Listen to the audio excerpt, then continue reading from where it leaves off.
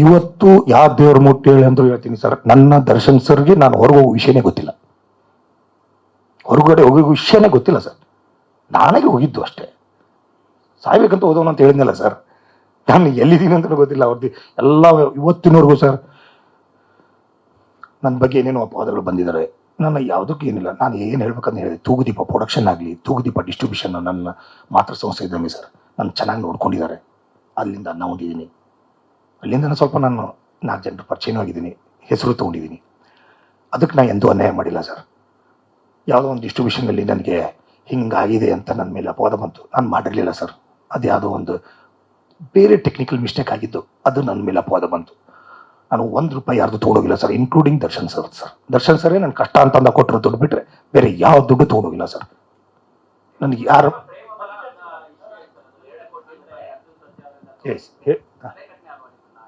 ಇಲ್ಲ ಇಲ್ಲ ಪ್ರೇಮ ಬರ ಒಂದೇ ಘಟನೆ ಅಲ್ಲ ಸರ್. ನನ್ನ ಪ್ರೇಮ ಬರೋದು ಒಂದು ಸಣ್ಣ ಡಿಸ್ಟ್ರಿಬ್ಯೂಷನ್ ಅಷ್ಟೇ. ಆ ಪಿಕ್ಚರ್ ಮಾಡ್ತಾ ಇದ್ವಿ, ಪಿಕ್ಚರ್ ಚೆನ್ನಾಗಿ ಹೋಯ್ತು. ಪ್ರೇಮ ಬರ ಅರ್ಜುನ್ ಸರ್ ಭಾರಿ ಒಳ್ಳೆಯವರು.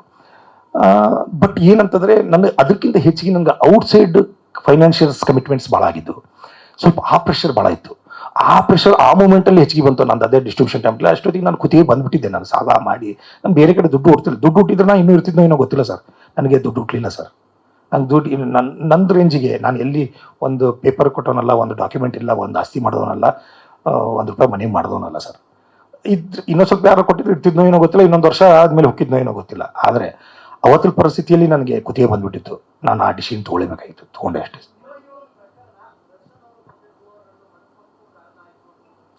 ಏನು ಸರ್.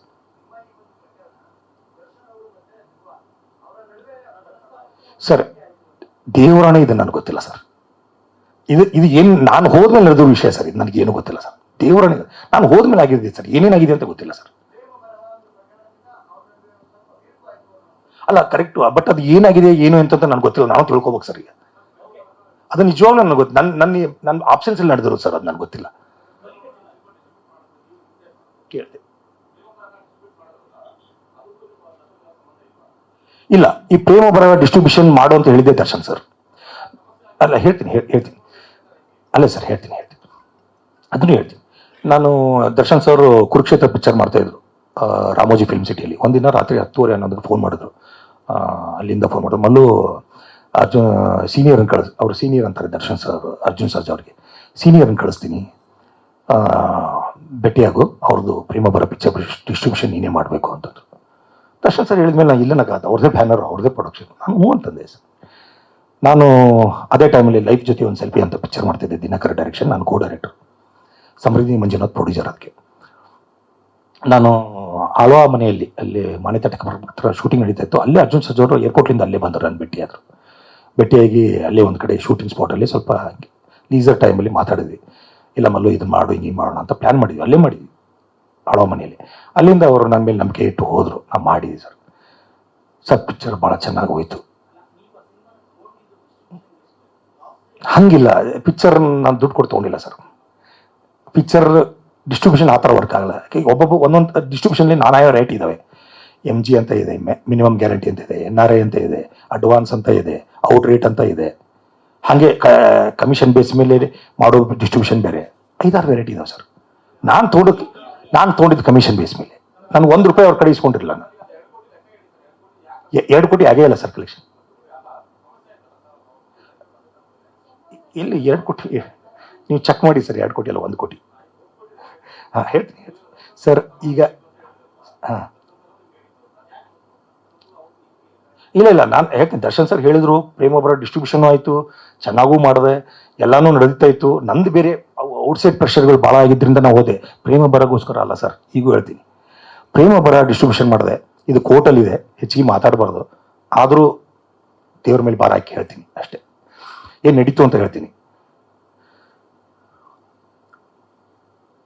ಪ್ರೇಮ ಬರ ಪಿಕ್ಚರ್ ಡಿಸ್ಟ್ರಿಬ್ಯೂಷನ್ ಮಾಡಿದೆ. ಅದರ ಪೋಸ್ಟರ್ದ ಎ ಟು ಜೆಡ್ ಅದರದ್ದು ಎಕ್ಸ್ಪೆನ್ಸ್ ನಾನೇ ನೋಡ್ಕೊಂಡೆ ಸರ್. ₹1 ಅರ್ಜುನ್ ಸರ್ ಕಡೆಯಿಂದ ಇಸ್ಕೊಂಡಿಲ್ಲ, ₹1 ಇಸ್ಕೊಂಡಿಲ್ಲ ಸರ್. ಹೋಲ್ ಪ್ರಿಂಟು, ಪಬ್ಲಿಸಿಟಿ, ಅದು ಇದು ಯೋಫೋ ಕ್ಯೂಬ್ ಎಲ್ಲ ನಾನೇ ₹1 ತಗೊಂಡಿಲ್ಲ. ಟೋಟಲ್ 1 ಕೋಟಿ ಚಿಲ್ಲರ ಕಲೆಕ್ಷನ್ ಆಯ್ತು ಸರ್. ಓಪನ್ ಆಗಿ ಹೇಳ್ಬಿಡ್ತೀನಿ ಸರ್, ಇದು ಕೋರ್ಟಲ್ಲಿದೆ, ಆದರೂ ಹೇಳಬಾರ್ದು, ದೇವ್ರ ಮೇಲೆ ಭಾರ ಹಾಕಿ ಹೇಳ್ತೀನಿ. 1,15,20 ಲಕ್ಷ ಕಲೆಕ್ಷನ್ ಆಯ್ತು ಸರ್ ನನಗೆ. ಅದೇ ಮರ್ತಿದ್ದೀನಿ, ಫಿಗರ್ ಮರ್ತಿದ್ದೀನಿ, ಅಷ್ಟೇ ನಿಯರ್ ಬೈ. ಅದನ್ನು ನಂದು ಎಕ್ಸ್ಪೆನ್ಸ್ ಅದೆಲ್ಲ ತೆಗೆದುಬಿಟ್ಟು, ನಾನೇ ಎಕ್ಸ್ಪೆನ್ಸ್ ಮಾಡಿದ್ದಲ್ಲ, ಎಕ್ಸ್ಪೆನ್ಸ್ ನಾನೇ ಕೊಡಬೇಕು. ಎಕ್ಸ್ಪೆನ್ಸ್ ಅದೆಲ್ಲ ತೆಗೆದುಬಿಟ್ಟು ಅವ್ರಿಗೆ ಕೊಡಬೇಕಾಯ್ತು 47-48 ಲಕ್ಷ ಸರ್. 50 ಲಕ್ಷ ಹೆಚ್ಚು ಕಡಿಮೆ ನಿಯರ್ ಬೈ 50 lakhs.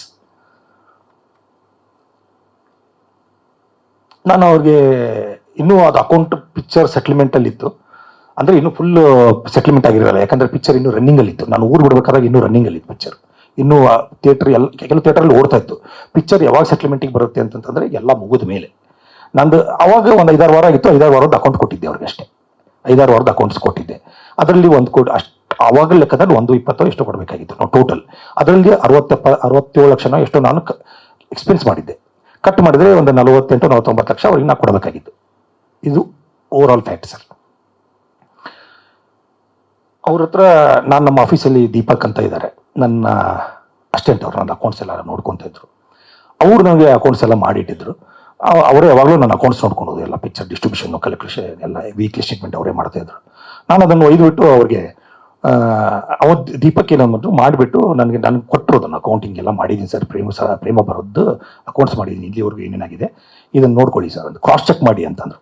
ನಾನು ಆ ಟೈಮಲ್ಲಿ ಯಾವುದೋ ಫೈನಾನ್ಷಿಯಲ್ ಟ್ರಬಲ್ ಇಲ್ಲಿದ್ದೆ, ನಾನು ಕ್ರಾಸ್ ಚೆಕ್ ಮಾಡೋಕ್ಕೆ ಆಗಲಿಲ್ಲ. It's my mistake. ಅದರಲ್ಲಿ ನಾನು ಕ್ರಾಸ್ ಚೆಕ್ ಮಾಡೋಕ್ಕಾಗಿಲ್ಲ. ಅವ್ನು ಮಾಡೋ ಅಂದರೆ ದೀಪಕ್ ಚೆನ್ನಾಗಿ ಮಾಡಿ, ಎಲ್ಲ ಪಿಕ್ಚರು ಅವನು 10 ವರ್ಷದಿಂದ ನನ್ನ ಜೊತೆ ಇದ್ದಲ್ಲ, ಚೆನ್ನಾಗಿ ಮಾಡಿರ್ತಾನೆ ಅವ್ನ ನಂಬಿಕೆ ಮೇಲೆ. ಅದನ್ನೇ ಸ್ಟೇಟ್ಮೆಂಟ್ ಒಯ್ದುಬಿಟ್ಟು ಅರ್ಜುನ್ ಸರ್ಜಾ ಅವ್ರ ಮನೆಗೆ ಒಯ್ದುಕೊಟ್ಟೆ.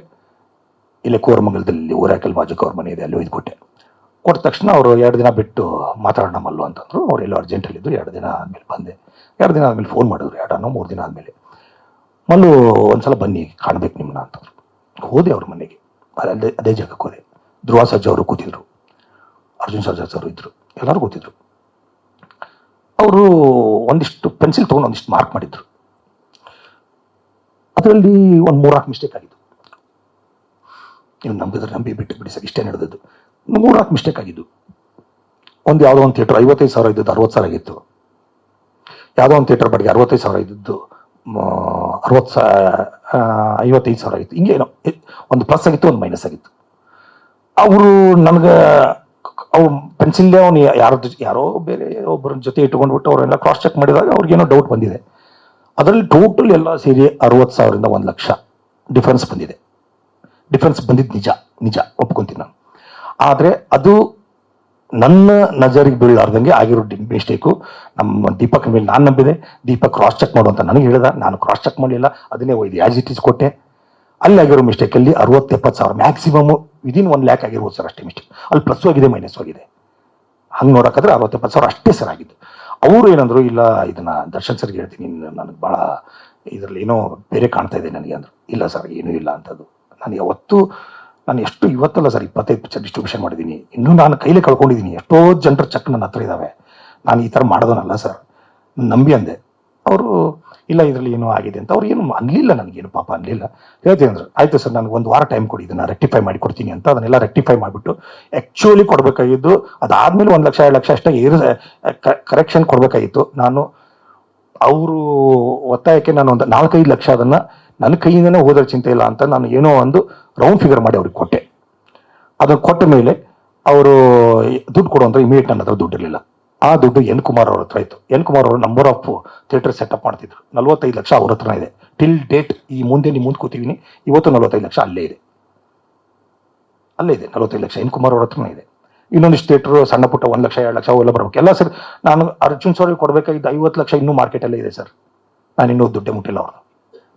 ಆದರೆ ಎನ್ ಕುಮಾರ್ ನನಗೆ ಚಕ್ರವರ್ತಿ ಪಿಕ್ಚರ್ ಮಾಡಬೇಕಾದಾಗ 70 ಲಕ್ಷ ಸಾಲ ಕೊಟ್ಟಿದ್ರು. ನಾನು ಇಲ್ಲ ಅಂದಮೇಲೆ ಅವರು ಅದನ್ನು ವಜಾ ಹಾಕೊಂಡಿರ್ತಾರೆ ಅಷ್ಟೇ. ಬಟ್ ಪ್ರೇಮಭಾರ ಪಿಕ್ಚರ್ ಇಸ್ಕೊಂಡಿಲ್ಲ ಅವ್ರ ಕಡೆ. ಇಲ್ಲ ಅಂದರೆ ನಾನು ಈಗ ಊರು ಬಿಟ್ಟು ಹೋದ್ಮೇಲೆ ಆಟೋಮೆಟಿಕ್ಲಿ ಅವ್ರು ವಜಾ ಹಾಕೊಂಡಿರ್ತಾರೆ. ನಾನು ಕೇಳೋಕ್ಕಾಗಿಲ್ಲ, ಹೋಗಿ ಅವ್ರನ್ನ ಕೇಳಬೇಕು, ಕೊಡಲ್ಲ. ನಾನೇ ಇನ್ನೂ 25 ಲಕ್ಷ ಅವ್ರಿಗೆ ಕೊಡಬೇಕಾಗಿದೆ. ಇಲ್ಲಪ್ಪ ನಮಗೂ ಲಾಸ್ ಆಗಿದೆ ಕೊಡಪ್ಪ ಅಂತ ನಾನು ಏನು ಮಾಡೋದು, ನನ್ನ ತಪ್ಪು. ಈ ಥರ ಆಗಿದೆ ಸರ್. ಮತ್ತೆ ನ್ಯೂಸ್ ಫಸ್ಟ್ ನಿರ್ಭೀತಿಯಿಂದ ನಿಮ್ಮ ಪರವಾಗಿ.